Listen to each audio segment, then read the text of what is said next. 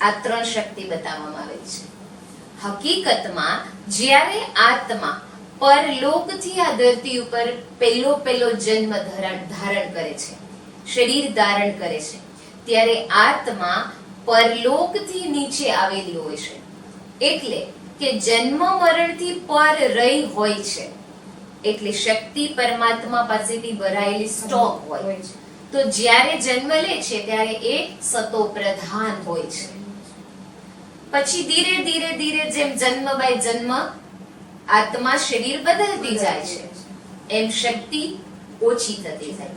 જે રીતે આપણે હમણાં મકાન બનાવ્યું છે તો નવું છે, આપણે થોડા સમય પછી એ મકાનનો યુઝ કરવા લાગીએ, 1 વર્ષ 2 વર્ષ થોડું થોડું જૂનું થતું જશે. કારની અંદર બેટરી છે, મોબાઈલની અંદર બેટરી છે, તો જેમ જેમ આપણે યુઝ કરતા જઈએ છીએ તો બેટરી લો થતી જાય છે, પછી એને ચાર્જ કરવી પડે છે ને. તો એ જ રીતે આત્મા પણ એક શક્તિ છે, એનર્જી છે. તો જ્યારે એનર્જી પહેલા આવેલી ત્યારે ફૂલ હતી, પછી જેમ જેમ જન્મ લેતા ગયા તો આત્માની એનર્જી વપરાતા બેટરી ડિસ્ચાર્જ થવા લાગી. જ્યારે સતયુગ પછી ત્રેતામાં આવ્યા, ત્રેતા પછી દ્વાપરમાં આવ્યા.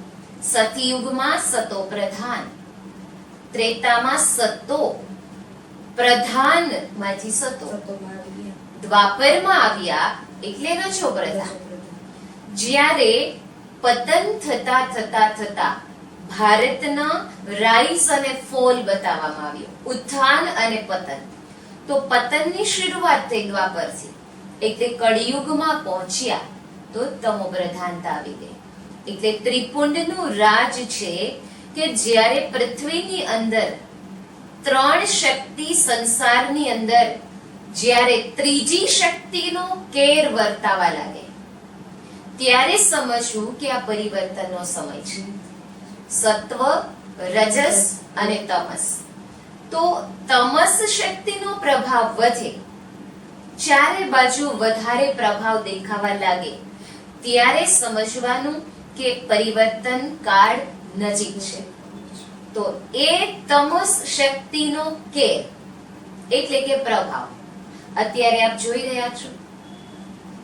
વિશ્વની અંદર, સંસારની અંદર, હર ઘરની અંદર, હર મનની અંદર, જનની અંદર તમો ગુણી વૃત્તિઓ દિવસે દિવસે વધતી જાય છે. બધાના સ્વભાવો બદલતા જાય છે, કોઈ કોઈનું સહન કરતા નથી, મોટા નાનાનું કઈ રિસ્પેક્ટ રહ્યું નથી, ઘરમાં ઝઘડા ચાલે છે, આ બધું વધતું જાય છે. હા, તો આનું રાજ શું છે?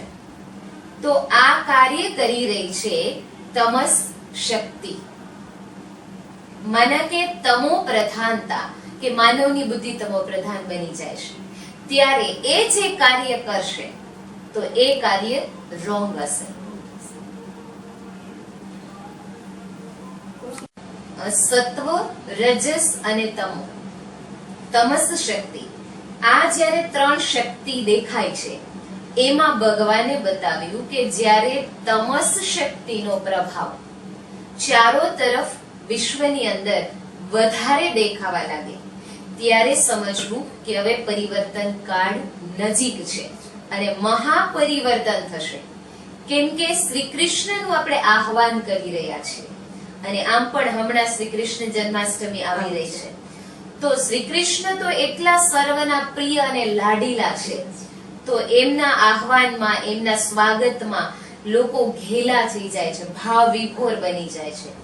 તો આ તો માત્ર આપણે મનાવેલો તહેવાર છે, મનાવીએ છીએ.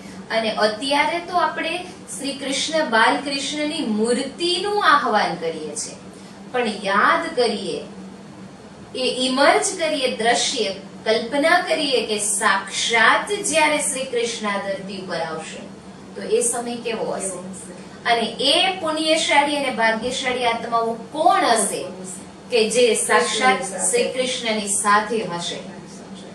તો તમસ શક્તિનો પ્રભાવ છે એ પરિવર્તન માટે નિમિત્ત છે અને પરિવર્તન થાય પછી જ નવી દુનિયા આવે. શા માટે?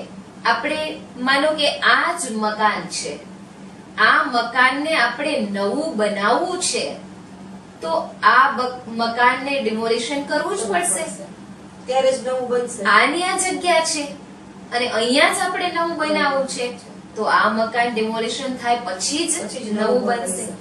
એમ દુનિયા એક જ છે, આ પૃથ્વી એક જ છે અને પૃથ્વી ઉપર માનવ જીવન સંભવ છે. તો આ જ પૃથ્વીને નર્કમાંથી આપણે સ્વર્ગ બનાવવાની છે તો એના માટે પરિવર્તન તો થવું જરૂરી છે અને પરિવર્તન થશે તો જ સ્વર્ગ નવી દુનિયા આવશે. તો પરિવર્તન માટે આ તમસ પ્રભાવ બતાવ્યો કે ચારે બાજુ તમોગુણી વાતાવરણ બનશે. તો દીદીજી, આ તમોગુણી વાતાવરણ તમે કીધું એ પ્રમાણે અત્યારે પરિવર્તન માટે તમોગુણી વાતાવરણ અત્યારે ચારેક ઓર ફેલાયેલું છે. તો કેવી રીતના એની નિશાનીઓ શું છે કે અત્યારે કેવી રીતે માણસોને ખ્યાલ આવે કે પરિવર્તન તમોગુણી પ્રધાન અત્યારે થઈ ગયું છે, બધું કળિયુગ એકદમ ફેલાઈ ગયો છે, માણસના મન બધાના ખરાબ થઈ ગયા છે, ઘર ઘરમાં ઝઘડા થાય છે, તો એની મુખ્ય નિશાનીઓ કઈ કઈ છે કે જેનાથી ખ્યાલ આવે આપણને? આપણે પૂછ્યું કે માના પરિવર્તનની નિશાનીઓ છે અથવા તો તમોગુણી પ્રભાવ ફેલાઈ રહ્યો છે તો એની નિશાનીઓ છે. તો એની નિશાની બતાવવામાં આવેલી છે કે જ્યારે પરિવર્તન કાળ નજીક આવશે ત્યારે અનાજ છે એ પેકેટમાં વેચાવા લાગશે. આ નિશાની છે. તો વર્તમાન સમયે આપણે શું નિહાળી રહ્યા છીએ? હા, એ તો અનાજ બધા પેકેટમાં મળવા જ માંડ્યા છે. ફૂડ પેકેટ તૈયાર મળી રહ્યા છે બધે મળે જ છે. અને આગળ એની બીજી નિશાની બતાવેલી છે કે પ્રવાહી લિક્વિડ ફોર્મ એ બોટલમાં વેચાવા લાગશે. તો એ પણ અત્યારે વર્તમાન પાણી પણ વેચાવા માંડ્યું છે. હા, પાણી, ઇવન દૂધ, ઇવન ઘી બધું બોટલ થી પણ એક સ્ટેપ આગળ આવી ગયા, પાઉચ. પછી બતાવ્યું છે કે ગાય છે એ ગંદકી ખાવા લાગશે. તો અત્યારે આપણે એ પણ નિશાની મોસ્ટ ઓફ જોઈ રહ્યા છીએ. પછી બતાવ્યું છે કે કેશ ફેશન આવશે, વાળની ફેશન, હેર સ્ટાઇલ. તો અત્યારે એ પણ આપણે જોઈ રહ્યા છીએ. અલગ અલગ હેરસ્ટાઇલ નીકળી છે, અલગ અલગ માણસો અલગ અલગ ફેશન કરી રહ્યા છે. હા. પછી બતાવ્યું છે કે બાપ અને દીકરીની એક સમયની જે મર્યાદાઓ હતી તો વર્તમાન સમયે એ મર્યાદા નથી.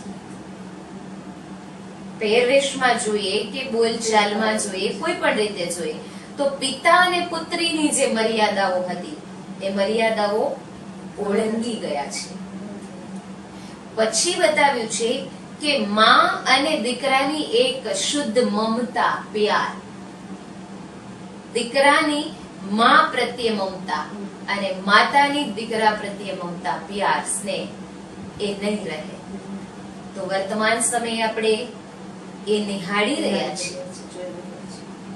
પછી બતાવ્યું છે કે કન્યા એ સ્વયંવર જાતે પસંદ કરવા લાગશે.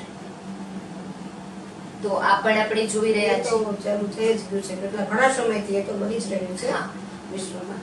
અને એવો સમય આવશે કે પોતાની સેફટી માટે વિધવાને શણગાર સજવા પડશે, કેમ કે વાતાવરણ દૂષિત છે એટલે એને એની રક્ષા માટે પણ શણગાર કરવા પડશે.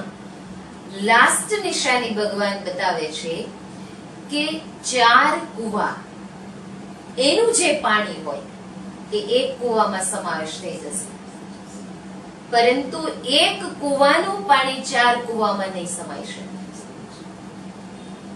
તો મીનિંગ શું? હકીકત આપણે કોઈ પાણીના કુવાની વાત નથી કરી રહ્યા, પરંતુ 4 કુવા મતલબ કે 4 દીકરા હોય અને એક કુવો મતલબ કે દીકરાઓને જન્મ આપનાર માતા પિતા. તો 4 દીકરા છે તો માતા પિતા પાલન પોષણમાં કોઈ અંતર રાખે છે નહીં. દીકરાઓ ગમે તેવા હશે, તોફાની હશે, ગમે તેવા હશે, જગાડશે, છતાં પણ માતા પિતાઓએ ચારેયને ઉછેરવામાં એક સરખી પાલના આપેલી હશે. હવે એ જ દીકરાઓ મોટા થયા, માતા પિતા એમની ફરજ પૂરી પાડી, એ દીકરાઓના લગ્ન કર્યા ધામધૂમથી, જવાબદારી પૂર્ણ કરી. પછી શું થાય છે? 4 દીકરાઓના લગ્ન થઈ ગયા પછી શું થાય છે? 4 દીકરા મળીને એક માતા પિતાને સાચવી શકતા નથી. આ વર્તમાન સમય પ્રેક્ટિકલ આપણે જોઈ રહ્યા છીએ. એ તો જોઈ રહ્યા છીએ. ઘરડા ઘરમાં મૂકી આવે છે ને કોઈ પણ જગ્યાએ અલગ અલગ જગ્યાએ રહેતા હોય છે. હા, હવે આપણે વિચાર કરીએ, આ ભારતીય સંસ્કૃતિ છે કે જે ભારતીય સંસ્કૃતિના વખાણ વિશ્વ વખાણે છે, કે ભારતની સંસ્કૃતિ અને સંસ્કાર એટલે વિશ્વની અંદર ભારતને મહાન ગુરુ કહેવામાં આવ્યું છે. તો એ ટાઇટલ શા માટે મળ્યું? કેમ કે ભારતીય સંસ્કૃતિ અને સંસ્કાર છે. તો હવે એ સંસ્કૃતિ અને સંસ્કારોનો વારસો છે એ વર્તમાન સમયે આ ભારતમાં વસનાર ભારતવાસી એ સંસ્કારોના વારસાનું જતન કરે છે, એ સંસ્કારોના વારસાને વેચે છે. આજકાલ આપણે જોઈ રહ્યા છીએ કે પિતાનું મૃત્યુ થાય એટલે ઘર પર લગાવેલી નેમ પ્લેટ હોય એ ચેન્જ થઈ જાય. પિતાના નામની નેમ પ્લેટ હોય તો પિતા ગયા બાદ ચેન્જ થઈ જાય.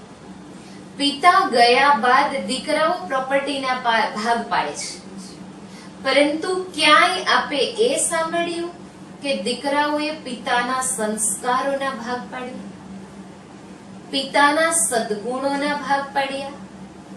કે આપણા માતા પિતાના આવા સંસ્કારો, આવા સદગુણો હતા, આવો શ્રેષ્ઠ માર્ગ હતો, આવા પુણ્ય કર્મ કરતા હતા, તો આપણે એ પુણ્ય કર્મને અપનાવી લઈએ, એ આપણે કરવા જોઈએ. જે મિલકત અને પ્રોપર્ટીના ભાગલા પડે છે, એ મિલકત અને પ્રોપર્ટી તો અહીંયા લઈ જવાની છે. જ્યારે સંસ્કારોનો વારસો છે, સદગુણોનો વારસો છે, જે આપણામાં આપણે સંચિત કરીએ છીએ, તો એ આપણી આત્માની સાથે સત્કર્મ અને પુણ્ય કર્મના રૂપમાં જાય છે. તો 4 કુવા મળીને એક કુવાના પાણીને સમાવી શકતા નથી. એટલે 4 દીકરા એક માતા પિતાને સાચવી શકતા નથી. એટલે દુઃખ સાથે કહેવું પડે છે કે હિન્દુ સમાજની અંદર વૃદ્ધાશ્રમ વધતા જાય છે, અને એ પણ વૃદ્ધાશ્રમની અંદર લાઈનમાં વારો આવે છે. તો વિચાર કરીએ કે વૃદ્ધાશ્રમમાં જનાર માતા પિતાના દિલની વેદના અને વ્યથા શું હશે? કે જે દીકરા માટે કીધું કે ભીને સુઈ પોતે અને સુકે સુવાડિયા આપને, ભૂલો ભલે બીજું બધું મા બાપને ભૂલશો નહીં.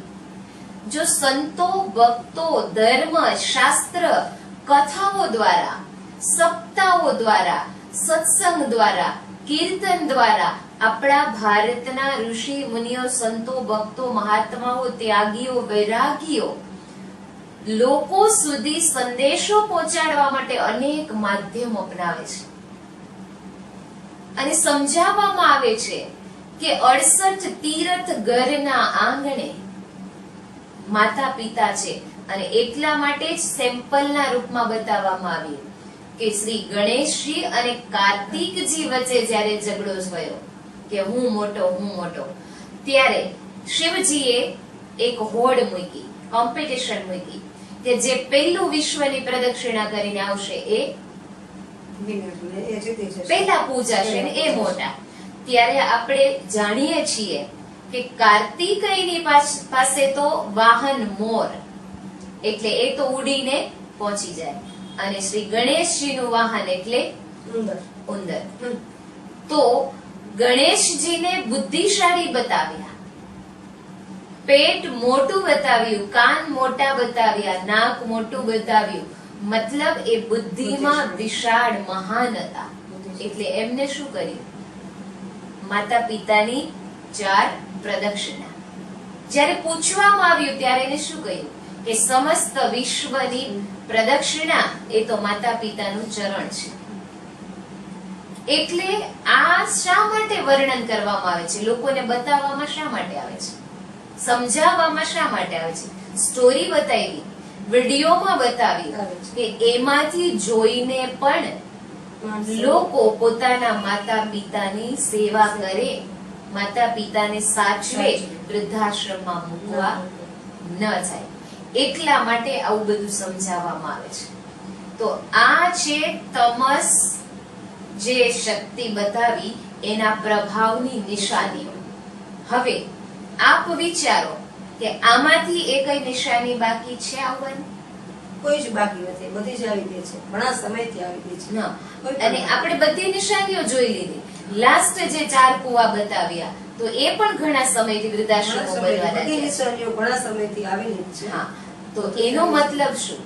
હવે એકદમ ઘોર કળિયુગ આવી જ ગયો છે અને પરિવર્તનની ખૂબ ફૂલ તૈયારી થઈ જ રહી છે. હા, અને એ પણ સાયન્સ દ્વારા પણ આપણે જોઈ રહ્યા છીએ અને પ્રકૃતિ દ્વારા પણ આપણે જોઈ નેચરલ રહ્યા છીએ. કેલેમિટીઝ પણ આવે જ છે, અલગ અલગ જગ્યાએ અલગ અલગ રીતે બધું બની જ રહ્યું છે. હા. તો આ છે ત્રિપુંડનું રહસ્ય, સત્વ, રજસ અને તમસ શક્તિ. હવે આ 3 શક્તિ એટલે ત્રિપુંડની વચ્ચે એક બિંદુ બતાવવામાં આવ્યું છે. તો એનો મતલબ શું છે કે 3 દેવો 3 કાર્ય માટે નિમિત્ત બન્યા છે, પણ એના સર્જનહાર એ શિવજી છે. હવે અહીંયા આપે જે પ્રશ્ન કર્યો હતો કે શિવ અને શંકરમાં ઘણા ભક્તોને પ્રશ્ન થાય છે, તો જેમ મેં બતાવ્યું કે શંકરજી અભિષેક કરે છે, તો અહીંયા પણ એક વાત આપણે માનીએ તો અહીંયા શિવ અને શંકર બંનેનું અંતર સિદ્ધ થાય છે. હવે આપણે એક વાત એ જોઈએ કે હંમેશા આપણે ઉચ્ચારણમાં બોલીએ છીએ ઓમ નમો શિવાય, ઓમ નમો શંકરાય ના, એ નેવર. નથી બોલતા, ક્યારે પણ નથી બોલતા. નથી બોલતા. ઓમ નમઃ શિવાય જ બોલે ઓમ છે. નમો શિવાય. શિવરાત્રી આપણે બોલીએ છીએ, શંકર રાત્રિ નથી ક્યારેય બોલતા. નથી બોલતા. શિવ પુરાણ કહીએ છીએ, શંકર પુરાણ નથી કહેતા. શિવાલય કહીએ છીએ, શંકરાલય શોભે નહીં. શિવ શક્તિ કહીએ છીએ, શિવ સ્તુતિ કહીએ છીએ, શિવરાત્રી કહીએ છીએ, શંકર રાત્રી ક્યારેય નથી કહેતા. મતલબ શંકરજી છે એ આરાધના કરે છે, સમાધિમાં બેસે છે, ધ્યાન લગાવે છે, તો એનો મતલબ શું થયો? રામને રામેશ્વર તરીકે રેતીની શિવલિંગ બનાવી એવું બતાવ્યું, તો રામને શિવની આરાધના કરતા બતાવ્યા. તો રામને શિવની આરાધના કરવાની જરૂર શા માટે પડી? કેમ કે રામને સેતુ બંધ બાંધવા માટે શક્તિની જરૂર હતી. તો રામથી ઉપર કોઈ છે સ્ત્રોત, એટલે એની શક્તિ લેવા માટેની જરૂર પડી. હા. એટલે એને શિવની પૂજા કરી, હા. રામેશ્વરમાં હા. કહેવાય. હવે એ જ રીતે શંકરજી પણ ધ્યાન મગ્ન છે, ધ્યાનમાં બેસે છે. તો અહીંયા આપણે એ સમજીએ કે શંકરજી ધ્યાનમાં બેસે છે, ધ્યાન મગ્ન સ્થિતિ બતાવે છે, મતલબ કે એનાથી ઉપર કોઈ સ્ત્રોત છે જે એની આરાધના કરે છે, જે એનું ધ્યાન ધરે છે. તો એ કોણ છે? શિવ. એટલે શિવ છે એ શંકરના રચયિતા છે.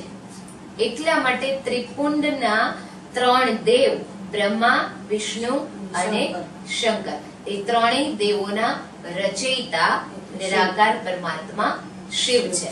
તો આ છે ત્રિપુંડનું રહસ્ય. અને એટલા માટે શિવલિંગ ઉપર ત્રિપુંડ દોરવામાં આવે છે. બીજા કોઈ દેવી દેવતાઓને ત્રિપુંડ નહીં હોય, નથી. તિલક કરવામાં આવે, પણ ત્રિપુંડ માત્ર શિવજીને થાય, કેમ કે એ જ 3 દેવોના રચયિતા છે.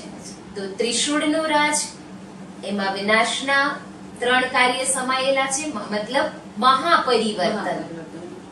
બ્રહ્મા દ્વારા સ્થાપના છે, વિષ્ણુ દ્વારા પાલના છે અને શંકર દ્વારા વિનાશનું કાર્ય. હા, એટલે આ મહાપરિવર્તન કાળ બતાવ્યો.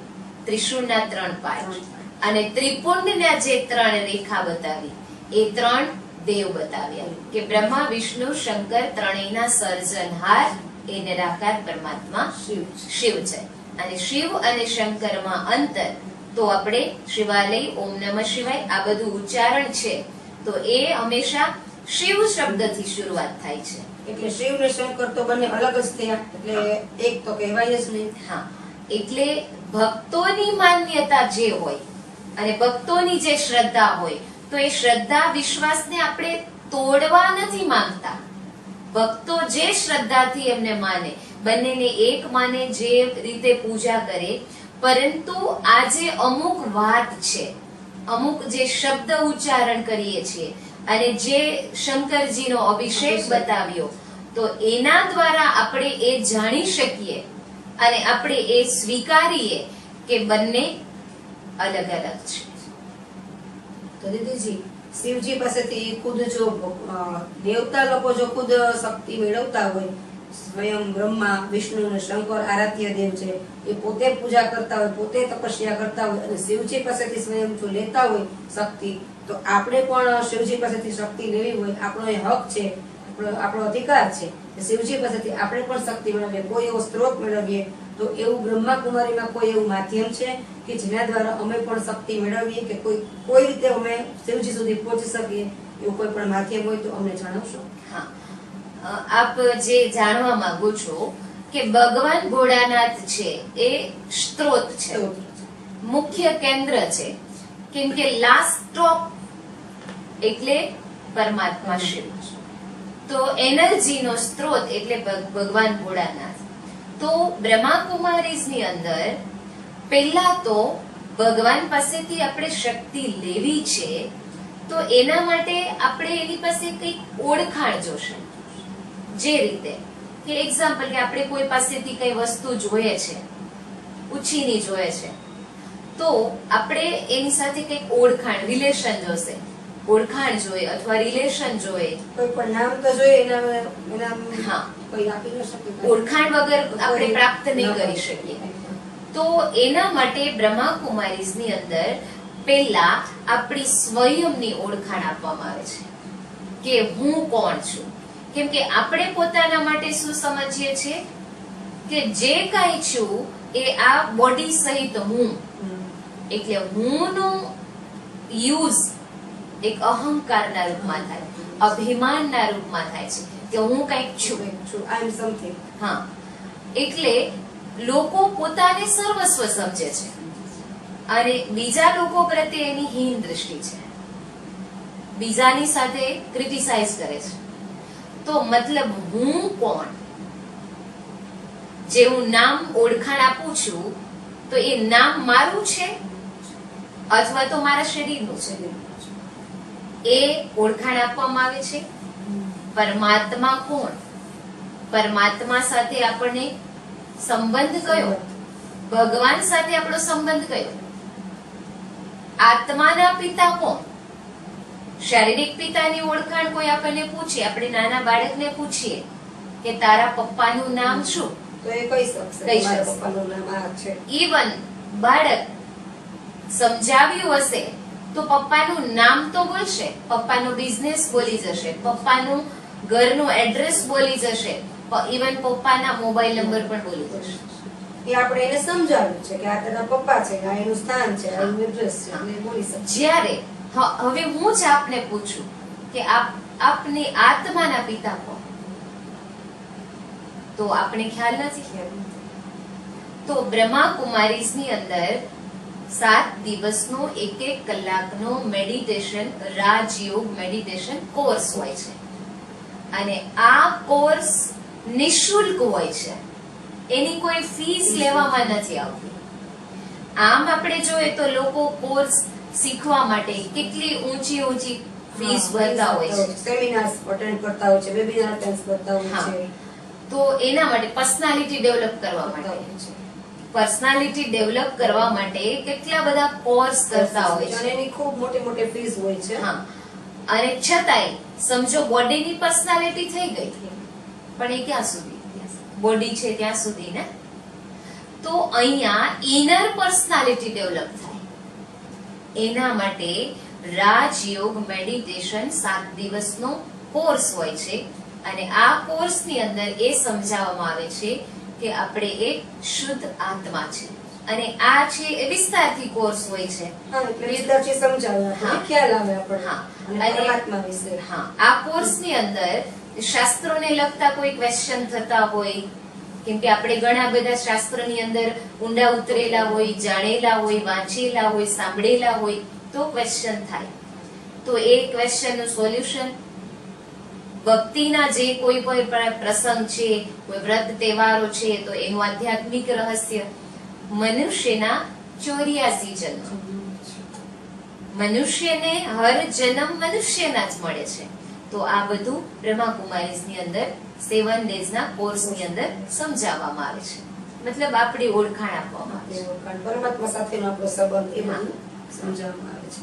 તો એ આપણે કરવું હોય તો કરી શકીએ ને, ગમે ત્યારે કોર્સ કરી શકીએ. ત્યાં જઈને આપણું આ જે અજ્ઞાન છે, આપણું જે અમુક વિશે જાણતા નથી કે જાણવું હોય તો આપણે ત્યાં દીદીજીને કહીએ તો એના ટાઈમિંગ હોય છે.